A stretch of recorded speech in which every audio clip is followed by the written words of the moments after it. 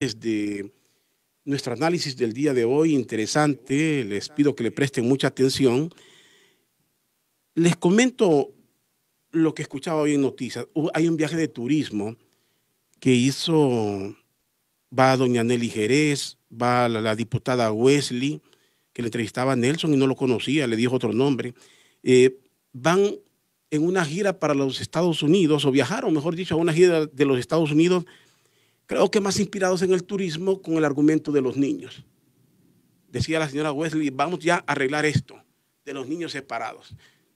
Inmediatamente me puse a pensar, le van a ir a pegar un par de pechadas a Donald Trump para que dé marcha atrás con todo esto. Le van a ir a gritar, lo van a ir a poner quieto a Donald Trump. El presidente de los Estados Unidos tiene posiciones bien claras y con países de estos que ni siquiera pareciera determinar porque está acostumbrado a jugar en grandes ligas, ¿verdad? Digo, ligas del comercio, de países del primer mundo. A Honduras lo miran como nos negamos nosotros a verlo, ¿eh? Como país tercermundista atrasado, que es Honduras. Esa es la triste realidad. Quisiéramos, como hondureños, que hay una diferencia entre definir la realidad de Honduras a decir no quiero al país, porque aquí hay gente que se confunde. Yo amo a mi país y amar al país significa mentir, decir que somos los mejores, desde los mejores jugadores, las mejores playas, todo es lo mejor. No le dejamos nada al mundo porque aquí está todo lo bueno. Esa es mentira, ese es romanticismo. Eso es como cuando los padres hablan de sus hijos. ¿Pero qué padre dice mi hijo es feo? Mi hijo es Aragán. Todos los tatas tienen que sus hijos son los mejores del mundo. No es porque sea mi hijo, pero la verdad es que me salió súper inteligente.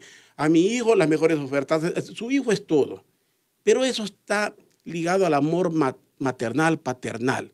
En la realidad usted sabe si su hijo es Aragán, si verdaderamente pasa, porque en realidad todos sabemos nuestra realidad. Después Honduras es así, una cosa es quererla y otra cosa es hablar de la realidad. Y vivimos en una serie de espejismos. Pues bien, el asunto es que esta gente comienza a viajar. Van en una gira, van a Miami, van a Houston, van a Nueva York, a arreglar el problema de los niños, a pasear van, argumentos. Doña Nelly Jerez, una odontóloga, no sé si en algún momento ejerció su profesión, y no sé para dónde tendrá su fuerte, ella sí para la odontología o para la política, pero lo vemos como todos los políticos. ¿Va? ¿Se acuerdan ustedes de don Roberto Martínez Lozano? Un día era ministro de Educación, otro día era gerente del SANA, otro día estaba en Copeco, y usted decía, pero ¿cuál es la especialidad de él? ¿Cuál es la especialidad finalmente? ¿Cuál es el fuerte de él? Y no encontramos el fuerte.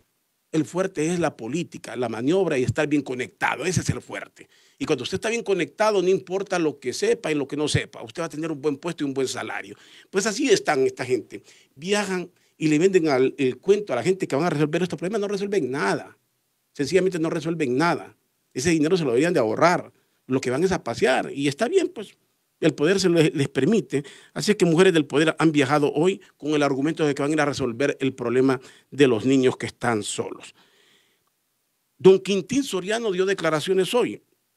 No sobró que le dijera aquí en la radio, en los WhatsApp de la radio, decir que es un nacionalista. No es nacionalista. Don Quintín Soriano es liberal, eso sí lo puedo decir, él es liberal, que merece ser nacionalista, por supuesto, que hace méritos para tener un reconocimiento en el Partido Nacional, por supuesto, que el hombre le apostó a la reelección del presidente Hernández, por supuesto, que el hombre ha estado totalmente en el poder, esa es otra realidad, pero fue en el Partido Liberal.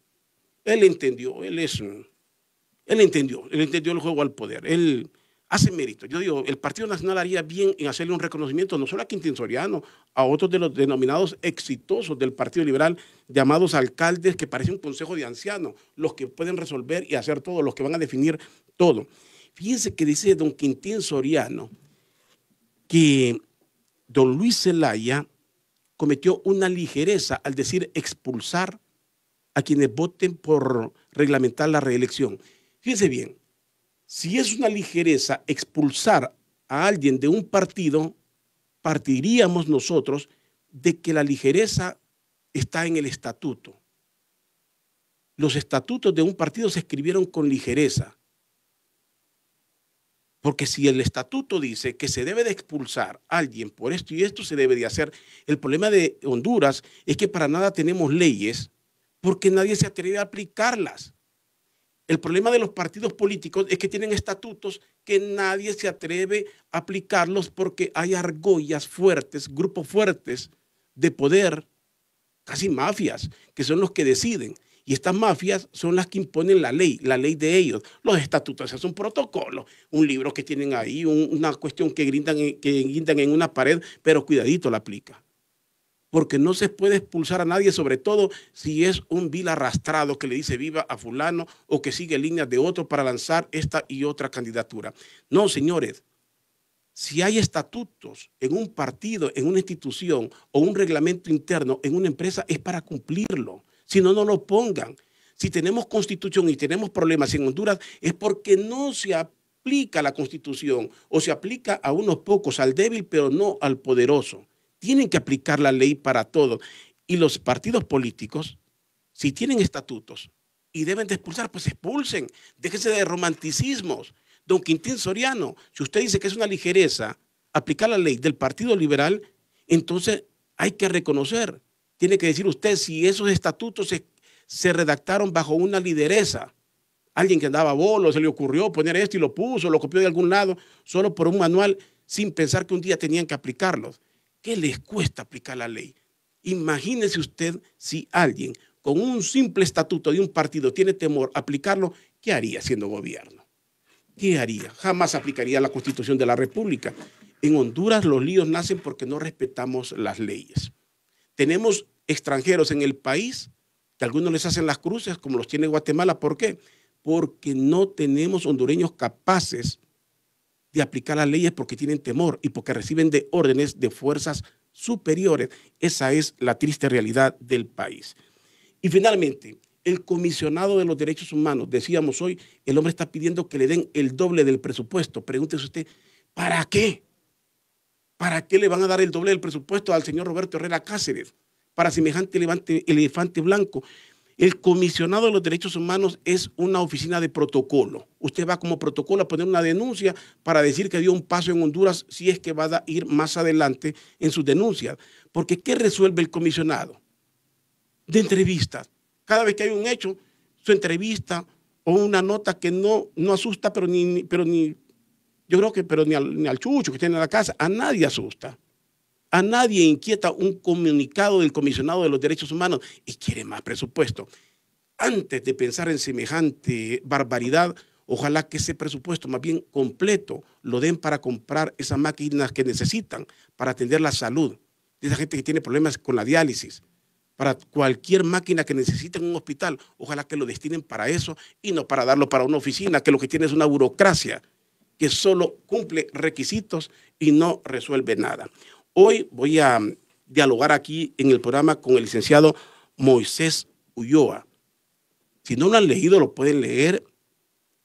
Él tiene sus columnas en Criterio HN con una visión bastante amplia de los problemas del país. De hecho, él es un licenciado en ciencias políticas. No es improvisado, no es un improvisado que se hizo politólogo, como hay tantos en el país, que más que politólogos son activistas de partidos políticos. Analista de la realidad nacional, es licenciado también en criminología, hace interesantes estudios. Este hombre estuvo 6 años, si no me equivoco, en la naval en los Estados Unidos, en la Fuerza Aérea. O sea, es un hombre que no es improvisado. Si eso fuera poco, es el hijo de un conocido pensador, escritor, columnista de nuestro país, en paz descanse, el licenciado Moisés de Jesús Ulloa Duarte, y que muchos recordarán con su vista. Cada año cambiaba la vista. Cambiaba con el año. ¿Qué tal está, licenciado? Gracias por atenderme la invitación aquí a W.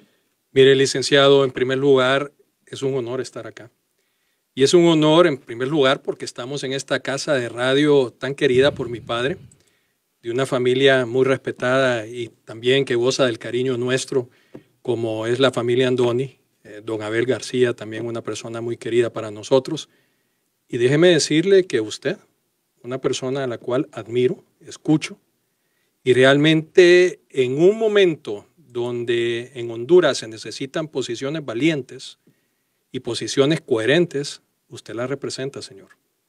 Así que para mí es un honor verdaderamente estar aquí compartiendo micrófonos con usted y obviamente con su público. Muchas gracias por los conceptos. Sobre todo aquí lo que hay que tener es una posición a favor de Honduras. Correcto. Y no a favor del político y de la conveniencia personal. Que en Honduras la gente se adapta a lo que le conviene. a lo que le conviene. Así es. El país está bien si ellos están bien. Si me resuelve mi problema económico, Honduras está bien. Qué triste, ese es Honduras. Esa es la realidad. Hemos caído, yo diría, en un abismo que lo podemos determinar como una hipocresía política y social. Y de eso se trata, ¿verdad? O sea, realmente la gente ha dejado de ser coherente y tenemos un concepto de doble moral que verdaderamente es triste en este país. Yo creo que el momento ha llegado donde nosotros tenemos que aprender realmente a hablar las cosas con nombre y apellido y hablar las cosas realmente como son. Honduras no puede continuar en este proceso precisamente lo que usted dice, pensando primero en uno, después en uno y tercero en uno. ¿Y el pueblo? Y sabe que también que es lo triste, licenciado, que muchas veces hablamos de pueblo y nos queremos como tener autoridad sobre eso y decir yo represento el pueblo. Y es la mentira más grande que existe.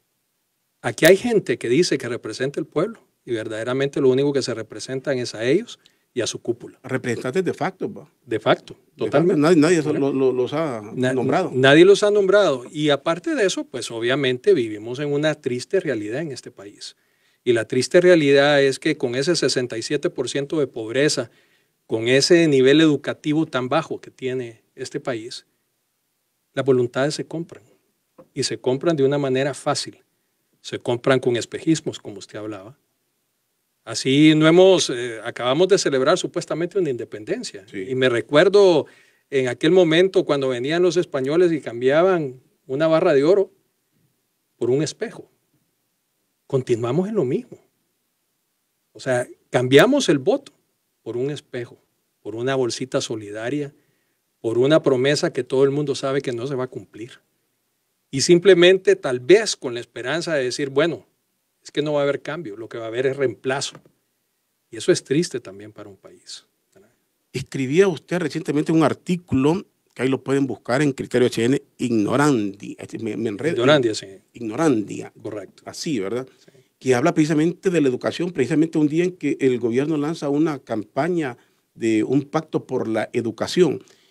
Usted retrata, y quiero que vean, porque vamos a hablar un poco de la parte política, donde tiene una visión bastante clara de lo que pasa en el país, pero es que todas las decisiones en Honduras son cortoplacistas, basadas en el populismo. Correcto. O sea, no se va en profundidad, ni en seguridad, ni en nada. Se va a lo inmediato, a lo mediático. Es correcto. Para vender. Esa es la cuestión de Honduras. Esa es la cuestión. O sea, nos hemos, y vivimos también en una era, incluso las redes sociales son así.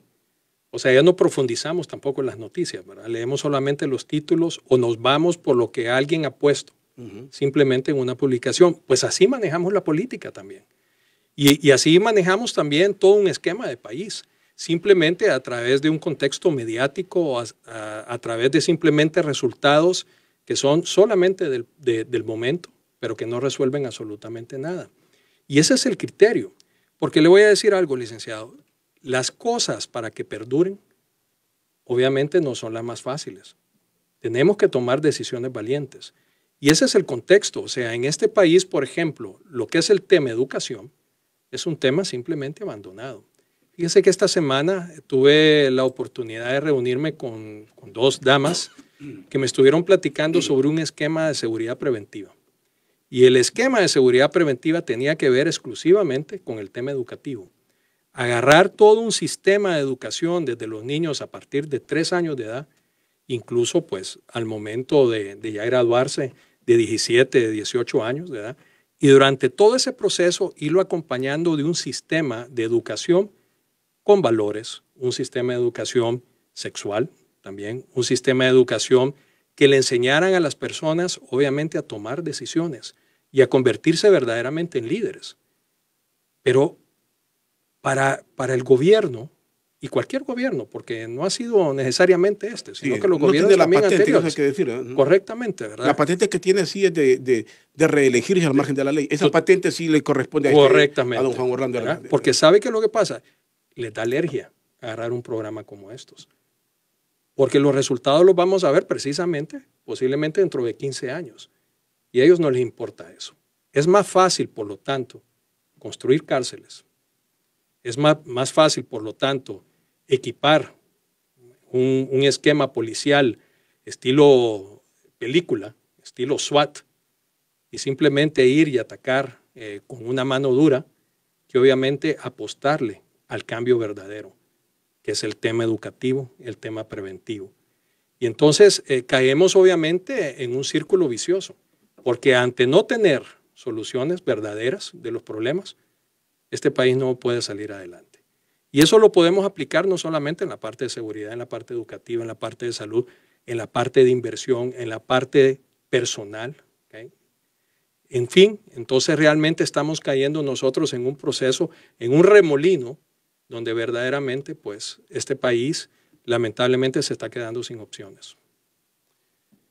Usted escribía, decía ahí, en este país, y precisamente lo acaba de decir, es más importante construir una cárcel, exhibir a una persona hinchachada, hacer un acto, eso, que profundizar verdaderamente en algo. Nos quedamos en el discurso. Nos quedamos en el discurso.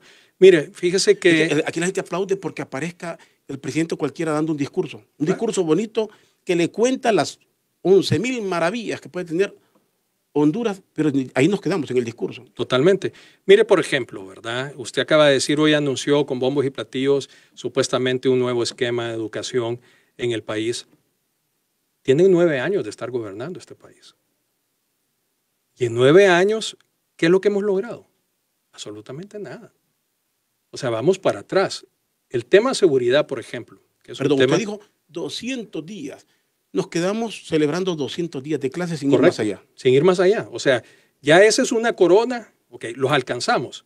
Ahora, ¿qué es lo que continúa? Más de los 200 días de clase. Lo que continúa son 200 días de clases de calidad, pero no la tenemos. ¿Okay? Si usted va analizando a medida que los muchachos van pasando sus años, cada vez va reduciendo más el porcentaje de la gente que va a la escuela.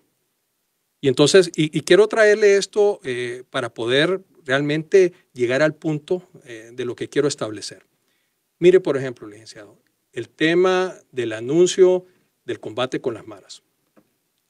Tenemos aproximadamente, yo digo que uno de los logros, entre comillas, de Honduras es llegar a la cifra 30.000. Porque ahorita tenemos 30.000 jóvenes muertos en los últimos 10 años asesinados. ¿Okay? Tenemos aproximadamente 30.000 otros jóvenes que son miembros de maras y pandillas. ¿Okay?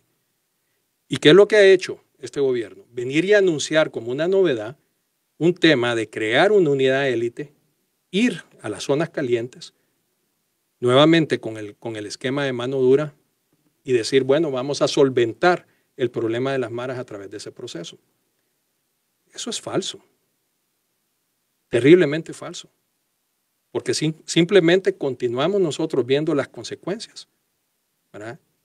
Tratando sin irnos a los orígenes de las cosas. Luis Zelaya, al cual pues me honro en haber participado en desarrollar su plan de gobierno en el tema precisamente de seguridad, nosotros dijimos algo un poquito diferente. Dijimos, sí, es necesario definitivamente atacar el tema de las maras. Es imperativo, ¿okay?, hacerlo. Pero una vez que esa unidad ha entrado, tenemos que empoderar la comunidad. Y tenemos que empoderar a la persona. ¿Okay? ¿Y cómo se hace esto? Pues a través de un esquema en el cual, una vez que esa comunidad ha sido limpiada, si se quiere decir de esa manera, de parte de las maras, entonces inmediatamente un proceso de acción legal, establecer escuelas, establecer centros de excelencia, de tal manera que el muchacho lo podemos llevar nosotros a la mano, precisamente durante todos sus años de formación. Yo le hago una pregunta a usted, licenciado. Mire, a nosotros, y no importa en qué nivel de clase social o económico usted puede estar, ya nosotros ni siquiera sabemos posiblemente quién es nuestro vecino. Uh-huh. Es cierto eso. Hemos perdido ese criterio. Bueno, hablo por mí, yo no me pregunta el nombre de los igual vecinos, yo, que no lo sé. Igual yo. Igual yo. Y entonces, en ese sentido, ¿qué pasó con aquellos momentos donde todos salíamos a jugar otra al barrio, donde todos nos conocíamos, todos íbamos a la parada de buses, ¿verdad?, o a la escuela, todos juntos? Entonces realmente había esa formación. Nos invitaban al cumpleaños de los vecinos. Y ahora eso ya no existe en este país. Entonces tenemos que volver nuevamente a ese esquema, a la esencia. La esencia nace precisamente en el entorno del núcleo familiar, pero como tenemos familias ahorita prácticamente inexistentes, destruidas, tenemos a niñas en este momento teniendo, simplemente dando a luz, niñas dando a luz, niños, niñas de 12 años, de 13 años, de 14 años, en este momento pariendo posiblemente. Hoy, cinco niñas van a dar a luz. Entonces, ¿qué clase de futuro nos espera en el país? Pero volvemos al inicio, eso no nos interesa. Ese tipo de problemas no tratamos de buscarle la solución. Hay algo, y estoy combinando todo lo que he leído, sí, entre lo que dice dos instituciones que si le fallaron, estoy poniendo aquí palabras, que se perdieron en el país, que adoptaron posiciones cómodas, dos instituciones, la Iglesia y las Fuerzas Armadas. Claro. No jugaron el papel que les corresponde en nada, casi en nada lo han jugado. Y si han jugado uno, ha sido más político. Correcto. El que han jugado. Óigalo bien, las dos instituciones, no estamos hablando de las leyes, las dos instituciones que deberían de ser los pilares en la democracia y en el buen vivir, las Fuerzas Armadas y la Iglesia, las dos. Usted relata eso. Mire, ha tocado un tema bastante complicado, porque cuando se habla de eso precisamente en este país es como un tabú. Pero le voy a ser bien sincero.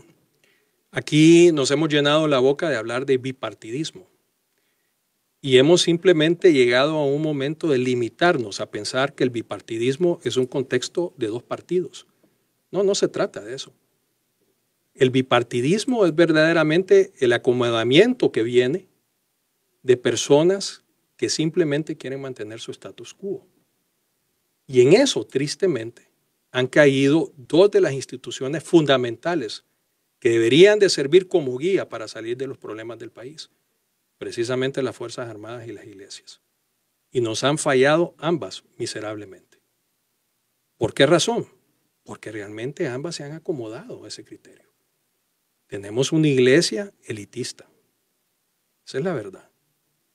¿Okay? Simplemente abandonado el contexto principal de la enseñanza, que es la enseñanza de Jesucristo. Eso ya no existe. O sea, realmente están pensando más bien en otras cosas. Y mire, un grave error que se cometió, y voy a hablar precisamente de lo que yo soy un católico, que se cometió durante el golpe de Estado. La iglesia se debió haber mantenido fuera de ese problema.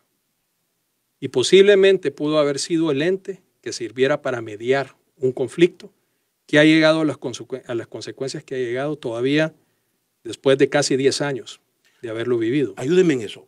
La iglesia en el golpe de Estado tuvo que mantenerse al margen, jugó un papel, asumió partido. Asumió un partido. Estamos hablando del 2009. Del 2009. En el 2017 la iglesia se hace la desentendida. Se hace la desentendida. Entonces, cuando empezamos este programa, yo hablé de la hipocresía política. ¿Verdad? Pero esa hipocresía se mantiene. Y se mantiene en las Fuerzas Armadas y se mantiene obviamente en la iglesia. Yo le hago una pregunta a las personas que nos escuchan y nos miran por Facebook Live.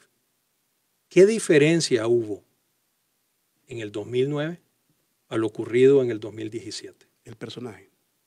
Eso es todo. Y la táctica tal vez. Eso es todo. Pero ¿qué fue lo que pasó? En aquel momento del 2009 nos vendieron una historia, la cual yo la compro porque me parece que fue real y que sigue siendo real, de que venía un personaje llamado Manuel Zelaya Rosales, el cual cambió su manera de pensar de una forma oportunista y decidió en ese momento meterse al club de Hugo Chávez. Y nos vendieron un contexto ideológico, socialismo del siglo XXI. Y eso puso todo el mundo con los pelos de punta. Y cuando digo todo el mundo, y aquí me voy a referir a términos que utiliza Mel, la oligarquía. Efectivamente, los puso con los nervios de punta. Pero ahí sí, la iglesia tomó partido. Ahí sí, las Fuerzas Armadas tomaron partido. Y ahí sí paramos algo, supuestamente por el bien de Honduras. Y yo considero que fue por el bien de Honduras. Porque la figura del socialismo del siglo XXI, una figura de Mel Zelaya empoderado en el 2019, hubiera sido nefasta para este país. Y continúa haciéndolo. Continúa haciéndolo. Pero ¿qué fue lo que pasó? Continuamos en ese proceso y pasó el 2009, el 2010 y llegamos a un 2017. Un poquito antes, con un personaje que se llama Juan Hernández. Y a este personaje más bien le pavimentamos la calle para que hiciera lo que Mel Zelaya intentó hacer en el 2009.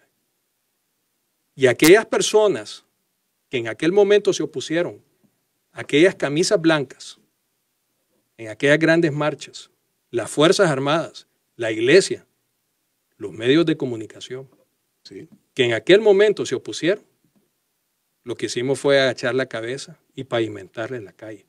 ¿Y sabe por qué? Por lo que usted dijo. Porque eran parte de. Eran parte de. Con Mel Zelaya deben estar excluidos de. Con Juan Orlando son parte de. Y eso es triste para un país. Qué barbaridad. Esa es la realidad. Y nos venden, nos utilizan a los que no somos parte de la argolla, los que no somos oligarquía, ni lo vamos a hacer. Correcto. Ni lo vamos a hacer. Nos venden la historia de izquierdas y derechas y nos venden, ahí viene la chula, viene el diablo, y así nos venden. Así se juega con el pueblo. Claro, porque la realidad es que, bueno, en primer lugar, aquí no hay ni izquierda ni derecha. Aquí hay oportunistas. O sea, cuando cierto segmento de Libre dice que son de izquierda, es un discurso para mí barato, porque es fácil de vender en este momento. No solamente fácil de vender, sino que también fácil de obtener fondos desde afuera cuando usted agarra ese partido. Ese componente de decir soy de izquierda. O sea, si Manuel Zelaya ha sido un hombre de derecha toda su vida, lo que menos ha sido un hombre de pueblo. O sea, fue un terrateniente de su familia. Y él simplemente ha crecido con todos los beneficios sociales y económicos habidos y por haber. O cuánta gente, por hablar en términos bastante simples, ¿cuántos de nosotros se ha podido subir en una Harley Davidson? Una moto de $25,000. Él la tuvo siempre. Y por eso lo hablo en términos simples, porque sencillamente esa es una realidad. Si se puede sentar y tener caballos carísimos y vivir en un ambiente como el que vive, lo que menos es un hombre salido del pueblo. Y no es pecado. Sí, no es pecado. Si nació en cuna de oro y tenía dinero, nadie puede cuestionarle eso. Sí, ¿sabe lo que es pecado? Lo que es pecado es engañar. Eso sí es pecado. Ponerse una careta, ¿verdad? Eso sí es pecado. Y aparentar algo que realmente no lo es. Ahora, fíjese que ahí quiero llegar. Muy bien. Es el hecho de que vemos todos los demonios en el expresidente Zelaya porque él coqueteó, como dice usted, es un hombre más de derecha, o por lo menos un terrateniente, lo ubica más en la derecha. Pero él tiene un discurso ahora de izquierda. Pero vemos todos los demonios en el expresidente. Digo, los sectores oligárquicos, los grupos de poder que él habla, ven en él todos esos demonios. Pero en la gente de derecha son ciegos. No ven. Esos defectos no los miran en otros. Sencillamente por lo ideológico. No lo ven o porque son parte del negocio. Correcto. No, y sabe, usted tiene toda la razón. Y aparte de eso, entramos en un área bastante problemática, que es el hecho de que nos ubicamos precisamente en personas y no en ideales. Y aquí lo que trato de decir es lo siguiente. El mal de todos los males es el abuso de poder y el tema de reelección. Ese es el mal de todos los males. Y eso es malo, el abuso de poder y la reelección, sea de izquierda o sea de derecha. Es malo, sea Manuel Zelaya o sea Juan Hernández. Continúa siendo malo. Pero ¿qué es lo que sucede? Cuando nosotros definimos la política, licenciado, en términos como si fuera un partido de fútbol, y cuando nos hemos puesto una camiseta, pensamos que tenemos que llegar con ese líder hasta el final de nuestros tiempos, ignorando precisamente lo que se pretende hacer, lo que se ha hecho y lo que se pretende hacer, y simplemente alabarlo porque se trata de un liderazgo establecido, ahí cometemos un grave error. Honduras y los hondureños tenemos que empezar nosotros a determinar a las personas por el valor de su carácter y por sus actuaciones. Ahí es donde nosotros tenemos que comenzar. Y eso implica no solamente señalar el dedo, sino que comenzar con uno mismo, licenciado, porque nosotros somos parte de ese proceso y parte de ese cambio. Ahora, eso que dice usted que tenemos que comenzar a ver que nos corresponde a los hondureños, no lo estamos haciendo los hondureños, lo están haciendo los Estados Unidos. Correcto. Aquí hago referencia a un artículo que usted escribió, y los que lo pueden leer ahí en Criterio, el artículo bajo el título Nuevo Orden, que no tiene que ver con cuestiones mitológicas de religión y nada de esto. Nuevo Orden es donde se refleja, si puedo resumir así rápido para que le agarren un poquito el hilo, es que Estados Unidos va a resolver lo que no resolvemos en Honduras, que Estados Unidos no estaría de acuerdo con lo que pasó en nuestro país, pero que tampoco, o si lo contempla, si trato de traducirlo, lo contempla es porque forma parte de su sistema. Correcto. Y hoy, para desbaratar eso que es ilegal en Honduras, está creando su propia oposición. De tal forma que si este gobierno cae, por las razones que sea, no va a ser esa izquierda la que le tiene miedo, sino va a ser lo que ellos puedan crear. Estados Unidos está creando una oposición. Y por eso, relata usted, estamos viendo muchas cosas y muchas por venir. Lo que estamos viendo, que aquí el gobierno saluda con captura de narcotraficantes, con incautación de bienes, eso viene desde afuera, nos está limpiando desde afuera porque Estados Unidos no le gusta esto y nos va a arreglar las cosas, pero a su modo y con su propia gente. Apoya a este y crea la misma oposición y se libera de la izquierda. Correcto. Así es. Así es, muy acertado. Miren, los Estados Unidos, al igual que cualquier sistema y cualquier imperio, también padece de los problemas de la hipocresía política. Y los Estados Unidos no son ningún santo. Y políticamente son hipócritas. Quien tiene en el poder actualmente a Juan Hernández son los Estados Unidos. ¿Okay? Y los Estados Unidos amparado obviamente por el componente de las Fuerzas Armadas, de lo primero que habíamos hablado. Si Juan Hernández no tuviera las Fuerzas Armadas de su lado y no contara con el padrinazgo de los Estados Unidos, Juan Hernández estuviera fuera del poder completamente. Entonces, desde ahí hay una hipocresía de parte de los Estados Unidos, porque no podemos defender la voluntad de un pueblo cuando verdaderamente se está haciendo lo contrario a lo que ese pueblo eligió. Porque verdaderamente lo que existió aquí en el 2007 fue un fraude de profundidades espantosas. Todavía no hemos llegado al punto de saber qué fue lo que sucedió en este país en el 2017. Fíjese que eso no hemos llegado a saber. Y aunque todos sospechamos y aunque muchos estamos convencidos, el egoísmo, la hipocresía de la que usted habla es de gente que solo porque le cae mal el otro oponente. Yo le digo una cosa, yo no puedo comulgar con una izquierda, peor con una izquierda bulliciosa, destructiva, esa que agrede, esa que mancha paredes. Yo no puedo comulgar con esto. Pero si es la voluntad del pueblo hondureño, yo respeto. Así es, hay que aceptarlo. El que es demócrata, si a mí me dicen, gana el expresidente Zelaya, gana Salvador Narrala, gana Romeo Vázquez, si es una decisión legítima del pueblo, respetemos. Claro. Decía el general Walter López, ¿se acuerda? Sí. Aprendan a vivir en democracia. Correcto. Eso es vivir en democracia, aceptar, saber ganar, saber perder. Pero aquí no les gusta perder. Muy cierto. Y sabe que esa fue la misma banderita que se utilizó precisamente para dar el golpe de Estado. O sea, si usted me dice en este momento, y hay un concepto nuevo que apareció hoy en otros medios de comunicación, incluso Manuel Zelaya lo tuiteó hace poco con una contestación a don Jorge Illescas, mi saludo para don Jorge, que dijo aquí lo que hubo fue un contragolpe de Estado. ¿Okay? Porque el primero que iba a dar el golpe de Estado se llamaba Manuel Zelaya. Y entonces simplemente fue una consecuencia de. Pero verdaderamente lo que hubo acá es que no se puede justificar romper la ley para evitar que otro la rompa. No sé si me explico lo que quiero decir. Y Honduras hemos caído en eso.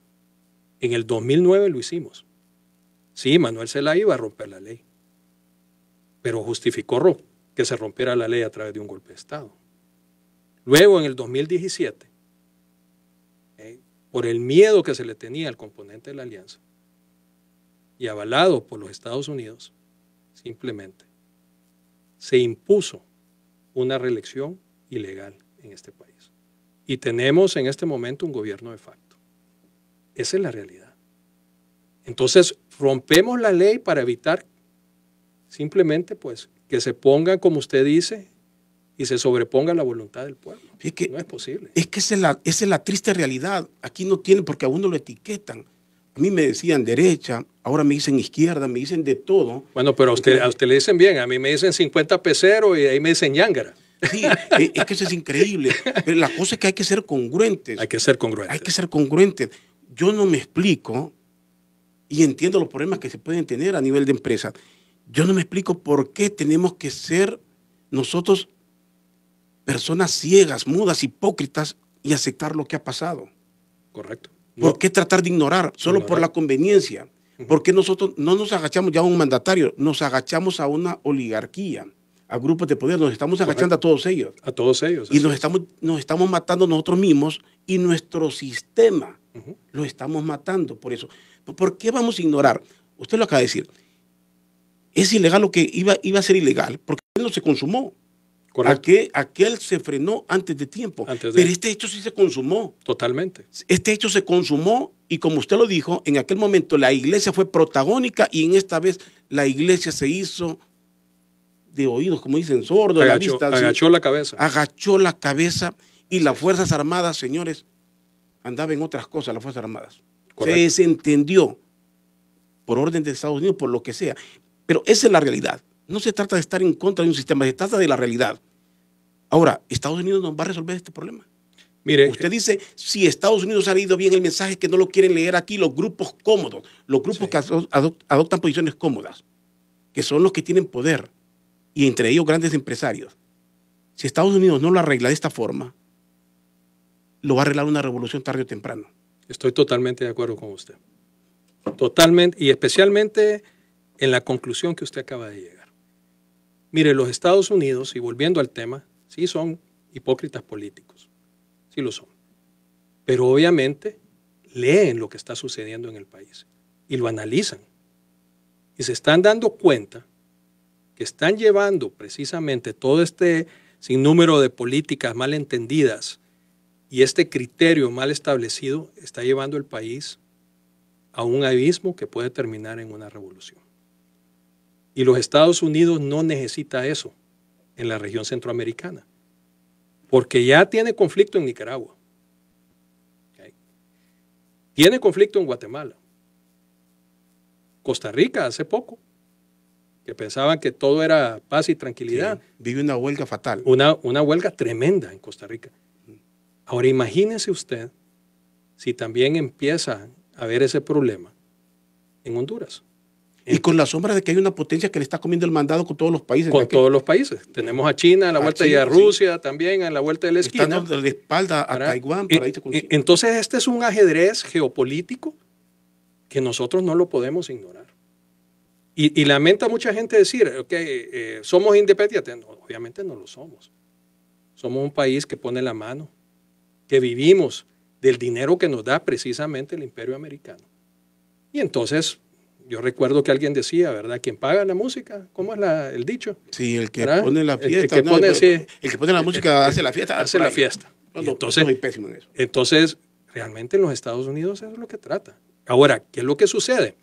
Que toda esa cantidad de dinero que ha mandado los Estados Unidos ha llegado a un punto, licenciado, donde se dan cuenta que no ha tenido los resultados esperados y ya los está afectando a ellos en el propio Estados Unidos. Le voy a dar 3 ejemplos. La migración. La migración los está afectando de una manera terrible. Y por eso es que viene un Donald Trump, que para mucha gente lo catalogan como racista, como loco, pero mire, dentro de los Estados Unidos, el americano, si lo podemos llamar como tal, sí, lo adora. Lo adoran. Porque cuando agarra esa bandera de volver a llevar a la grandeza a los Estados Unidos, está hablando de volverla a llevar a la esencia de los Estados Unidos. Y defender el empleo para el americano. Para el americano. Para el americano, hay que correctamente. Entonces, el tema migratorio es uno. Dos, ya existen barrios en los Estados Unidos donde hay mara. Nunca habíamos escuchado a un presidente de los Estados Unidos hablar en una rueda de prensa de un solo tema, mucho menos del tema de las maras, como lo ha hecho Trump. Entonces tenemos el tema de la mara. Y número tres, tenemos precisamente las potenciales revoluciones en cada uno de los países a consecuencia de una corrupción local terrible. Lo que se han robado en este país realmente no solamente es de ponernos a indignar. Cuando nos demos cuenta de esto, licenciado, nos vamos a poner de rodillas a pedir perdón y a llorar de cómo han saqueado este país. Ha sido algo terrible. Entonces los Estados Unidos ha dicho hasta acá. No podemos continuar en este proceso. Ahora, tampoco obviamente quieren ceder estos países en manos de una ideología que no les compete a ellos, o los cuales ellos no son afines. Entonces van a buscar un mecanismo en el cual desligarse de lo que no les sirvió, pero obviamente poder colocar la esencia de ciertos componentes y sistemas políticos que les sirven obviamente a ellos mismos. Alguien le pregunta acá, yo creo que la persona no ha entendido muy bien. Dice, siempre escucho a personas de la oposición decir que Dejó mantiene en el poder, lo mantiene en el poder la Fuerza Armada. Le pregunto a su invitado que me diga en qué país las Fuerzas Armadas no apoyan a su presidente. ¿Será que no están informados? Dice la persona. Creo que no he entendido. Lo que dice usted es correcto. Los presidentes tienen un control de las Fuerzas Armadas. Hablamos del papel que juegan las Fuerzas Armadas cuando se trata de la democracia. Correcto. ¿Cuál es el compromiso que tienen las Fuerzas Armadas que es constitucional? Así es, el mandato constitucional. El mandato constitucional. Así es. Hacer prevalecer el Estado de Derecho en nuestro país, la democracia. Eso es, Así es el mandato.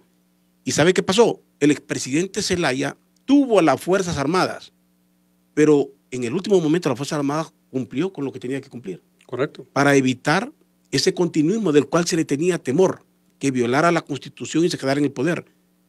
Entonces ahí las Fuerzas Armadas jugaron ese papel, pero esas mismas Fuerzas Armadas no lo jugaron en el 2017. La misma institución no lo jugó en el 2017. Todo lo contrario, se prestó. Se prestó. De eso se está hablando. Así es. Cuando las Fuerzas Armadas actúan por conveniencia. Claro. Esa es la tristeza. Y usted lo dijo muy bien refiriéndose a otro tema que habló del componente de respeto a las leyes. Yo lo llamo un componente que aquí existe la ley del sinsentido. Nuestra Constitución lo dice clarísimo. Pero de nada sirve tener una Constitución clara si las personas no la obedecen, si las instituciones no la pueden enforzar. Y eso es lo que ha pasado. El tema y el mandato constitucional hacia las Fuerzas Armadas, nadie lo puede negar. La alternancia del poder. Eso es lo que dice, debe haber alternancia en el poder. Pero aquí vienen... Y la Fuerza Armada debe ser garante. Garante. Y no lo decimos nosotros, lo dice la Constitución de la República. Así es. ¿Por qué razón en estos países las Fuerzas Armadas, los miembros de las Fuerzas Armadas no pueden votar? La razón es precisamente eso, para que ellos sirvan de garantes de ese proceso. La fuerza imparcial. La fuerza imparcial. A quien se le encomiendan las urnas. Y es cierto. Totalmente. Entonces, cuando el garante se convierte en alguien que participa deliberadamente en un proceso y cometer una ilegalidad como la que se cometió, hemos caído en lo más profundo. Ahora, dice usted, Estados Unidos están creando su propia oposición. El diálogo le está sirviendo a Estados Unidos. O sea, no lo estamos viendo venir.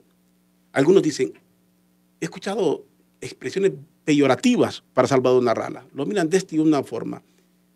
Al expresidente Zelaya, a otros, porque aquí tendemos a descalificar según cómo nos caiga la persona. Correcto. El asunto es si el gobierno de Estados Unidos se va a valer de un personaje como Salvador Narrala o cualquier otro para poner orden en el país. Lo que nos parece impensable puede pasar.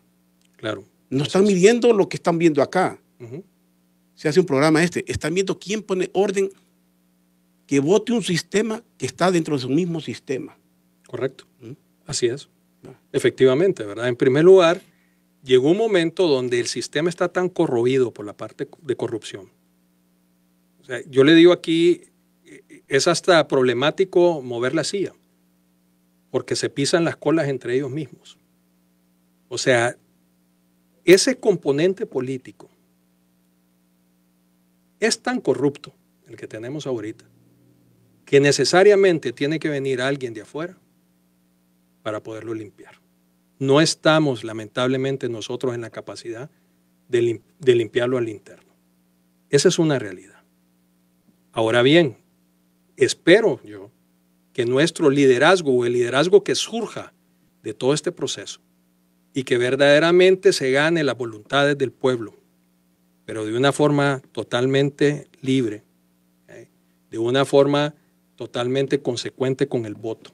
Ahora, dígame, con lo último, lo interrumpí porque quiero aprovechar estos minutos y que vamos en el tema. Claro. Hoy que se pone de moda estar hablando de reglamentar o no reglamentar algo que no existe, pero que en la mente del político todo se arregla. Para el político no hay obstáculo. Así es. La reelección no existe, partamos de eso. Si alguien políticamente cambió de opinión porque le conviene, es su problema. Pero la reelección no existe, esa es la realidad, no existe. Aquí se violó la ley. Totalmente. Pero están diciendo que hay que reglamentar algo que no existe o preguntar al pueblo a qué se está jugando en nuestro país o es parte de ese ajedrez que estaría moviendo Estados Unidos. Bueno, precisamente hacia eso quería llegar. Entonces, usted habló del tema diálogo. ¿Okay? Sí, efectivamente, ¿verdad? El diálogo tiene que continuar y esperemos que dé frutos, ¿verdad? Porque son necesarios, porque hablamos de pavimentar esa calle, tenemos que pavimentar la calle, pero eventualmente a donde tenemos que terminar es precisamente en un plebiscito. Y ese plebiscito, en honor a la verdad, debe tener una sola pregunta. Y la pregunta que debe hablar es definir un nuevo pacto social en este país. Mire, yo no estoy hablando de constituyente porque esos son otros temas que tenemos que nosotros tratarlo, pero sí se necesita un nuevo pacto social en Honduras. Pacto es por la educación. Hay palabras que están tan trilladas. Tan trilladas. Tan trilladas, ideas que pareciera que pactos, planes 2020 o 30-30 o como le quiera llamar. Pero efectivamente necesitamos llegar a un consenso como nación. O sea, no podemos nosotros continuar con una agenda impuesta. Impuesta por el imperio, impuesta por políticos, impuesta por empresarios. No podemos. O sea, tenemos que darle lugar al pueblo, y ahí sí estoy hablando del pueblo, no de los, sino que realmente a todos, de que verdaderamente participen en un nuevo proceso de pacto social. Y espero sinceramente, licenciado, que ese nuevo orden político que aparezca, por lo menos con manos limpias, empiecen a sentar las bases que nos lleve precisamente a ese nuevo pacto social. Ese pacto social, y usted habla de uno de los caminos, una depuración de la clase política, otra palabra que se puso moda, clase política. ¿Quién es la clase política? Si aquí todo el mundo es político, ¿cómo depuran? Hoy ponía aquí de ejemplo al inicio, si en el Partido Liberal atacan a sus autoridades porque quieren aplicar un reglamento que todos lo conocen, ¿cómo vamos a arreglar el país? ¿Cómo, si no se atreven con un reglamento de un partido, no se atreven cómo con la ley? ¿Cómo depura? ¿Cuál es el mecanismo? ¿Cómo se depura? ¿Cómo depura usted la clase política? ¿A quién va a depurar? ¿Cómo lo va a quitar? Si usted mismo lo dice, hay grupos fuertes. Correcto. Empresariales. Aquí estamos hablando de dinero. Nosotros somos simples peones. Aquí hay gente que, usted lo dijo, pone en la agenda. Escuchamos a la política, pero hay grupos fuertes económicos que le ponen la agenda. O que uno no quiera caer en ella. ¿Quién es el cliente número uno de la empresa privada en este país? Es el gobierno, es el Estado. Y mientras eso continúe siendo, mientras tengamos una empresa privada que se limite más a venderle contratos al Estado o a proveerle de servicios al Estado, porque es mucho más fácil vender una cantidad determinada de medicinas, construir unas carreteras, que realmente comenzar ellos a idear y a invertir para crear fuentes de trabajo. Es mucho más fácil eso. Y si usted mira las grandes empresas en este país, las únicas que están creciendo, y por eso se llenan la boca de decir es que Honduras ha crecido el mejor en todo Centroamérica, abajo del 4%, pero somos lo mejor en Centroamérica. ¿Y el derrame de eso? Cuando solamente estamos hablando de 4 rubros. Energía, construcción de carreteras, comunicaciones y telefonía, y el otro se me escapa. Esos son. Y todos esos lo que hacen es que le proveen al Estado, al gobierno.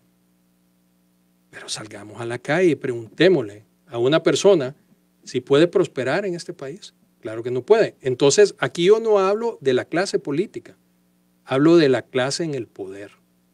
Tiene que haber una depuración de la clase en el poder. Y le voy a poner esto con un ejemplo bien sencillo y bien práctico. Mire Nicaragua. Hace 6 meses, 7 meses, aplaudían a Ortega. Grandes empresarios, incluso empresarios que se salieron de Honduras y se fueron para allá. Desde aquí iban los aplausos para Nicaragua. Sí, para Nicaragua. Sí. Increíble, ¿verdad? Y hablaban de eso. Ahora, ¿qué pasó con esos empresarios? Se dieron cuenta de lo que tenían ahí. Era precisamente un hombre con careta. Que se le cayó la careta y ya sabemos qué es lo que es. Y posiblemente estaban bien conscientes desde un inicio de eso. Lo estaban. Pero igual, lo mismo que acá, lo favorecieron. Pero entonces también los empresarios de aquí de Honduras se están dando cuenta que apostaron mal. Y que eso les puede venir y revertir y pasar la factura. Solo que muchos dicen que el presidente, en sus palabras, o mandatario, o gobernante, como usted le quiere llamar, es un gran malabarista. Sí, él claro entiende el juego, que conoce la maniobra política y le sale adelante a todo. Hasta este momento, yo sí le voy a dar un mérito a Juan Orlando, es el hecho de que ha jugado en chute con la oposición. Totalmente. Se las ha dormido como ha querido y le van a reglamentar esa reelección. O sea, todo lo que él tiene en agenda, esa oposición no la huele. Mire, aquí hay, yo lo llamo 2 animales políticos, 2 pesos pesados en la política. Juan Hernández y Manuel Zelaya. Y esas 2 personas, esos 2 animales políticos, son verdaderamente el problema más grave que tiene este país. Y aquí me van a disculpar, pero mientras exista Juan Hernández y Manuel Zelaya en el componente político de este país no va a salir adelante. Desde ahí tiene que venir la depuración. Y luego, depurando a esas 2 personas, a esas 2 cabezas, a esos 2 animales políticos, vamos a tener que depurar a todos los políticos corruptos, vamos a tener que depurar a la clase empresarial. Dice que escuchándolo aquí, me van a disculpar, es que lo escucho. Dice, ¿quiénes tienen que desaparecer del mapa político de alguna forma? Don Juan Orlando Hernández y don Manuel Zelaya Rosales. Y nos dice usted, y lo escribe, insisto otra vez, lean el artículo Nuevo Orden, nos dice usted, Estados Unidos están creando la propia oposición. O sea, Estados Unidos está haciendo exactamente eso. Elimina, no le va a dar poder a la izquierda en nuestro país. No le va a dar. Va a crear, va a votar el gobierno de una u otra forma, pero con alguien a su medida. Con alguien. Entonces está quitando a los 2 que son el estorbo. No quiere una izquierda, pero tampoco quiere a Juan Orlando. Claro. Ahora, yo no lo llamaría estorbo. Yo lo llamaría realidad. O sea, es una realidad. Y miren, aquí yo no estoy hablando del Partido Libre, no estoy hablando de Libertad y Refundación, estoy hablando de una persona. Está hablando de la persona. De una persona. ¿Verdad? O sea, no hay más liderazgos en el Partido Refundación y Libertad. No hay. Claro que tienen que haber. Yo lo sé que en el Partido Nacional sí los hay. De por sí ya se están peleando. Sí. Los han soltado un poquito, creo, en el Partido Nacional, porque todos han estado temerosos. Claro. El Partido Nacional ha sido obediente, no deliberante, sí, de corte militar, y hasta ahorita los están dejando hablar un poquito, ¿va? Y ya salieron algunos ahí. Ahora, yo le hago la pregunta, ¿usted sabe cómo se puede neutralizar esas 2 figuras? Simplemente con el tema reelección. En este país, en este momento, no está preparado para una reelección. En primer lugar, lo que usted dijo, no se puede regular algo que es ilegal, número 1. Y número 2, no puede haber reelección en este país porque precisamente daría pie a que figuras nefastas en la política que nos tienen precisamente donde estamos puedan llegar. Pero es que la reelección ya se dio, no fue reelecto, hay un continuismo. Hay un continuismo. Es que esa es la palabra. Sí, hay un continuismo. Hay un continuismo en el país, un continuismo forzado. Forzado. Es lo que hay en el país en este momento. Forzado, impuesto, ¿verdad? Pero es una realidad. Es una realidad. Ahora. Y esto, si se arregla, aquí hay un perdón. Mire, yo. ¿A Estados Unidos qué sería? ¿Un perdón? pasó, bueno, ni modo, pues se fue, Sí. el hombre se quedó, ni modo, pero ya los demás no, o aquí en adelante, ¿qué? No Por eso entiendo. para muchos les surge el tema de regular el componente de reelección, porque eso crea una cobija de impunidad, ¿verdad? Yo sé que ya nos estamos quedando sin tiempo, pero verdaderamente es un tema fascinante, ¿verdad? El que estamos nosotros y debe de tener la atención de todos nosotros. Quiero agradecer, se me fue el tiempo. Vamos a No se seguir preocupe. dialogando. El tema es muy amplio y usted tiene especialidad en varios temas y quiero que aprovechar al máximo. Así que le agradezco, licenciado Moisés Ulloa. Ahí está en la página del Facebook, ahí puede ver los comentarios, la gente también, gracias a los que nos escriben ahí en el Facebook, estoy leyendo los mensajes, lástima, tengo que aprovechar aquí el diálogo, las personas que también nos han escrito aquí en el WhatsApp de Radio América. El licenciado Moisés Ulloa es analista de la realidad nacional, es licenciado en ciencias políticas, en criminología, un hombre que estuvo en las Fuerzas Armadas en Estados Unidos, hijo de una persona que era un analista en el país, don Moisés Ulloa Duarte. Gracias, licenciado, por habernos acompañado. Muchas gracias, cuando quiera. Perfecto. Y gracias a todos ustedes por sintonizarnos aquí en Doble Vía.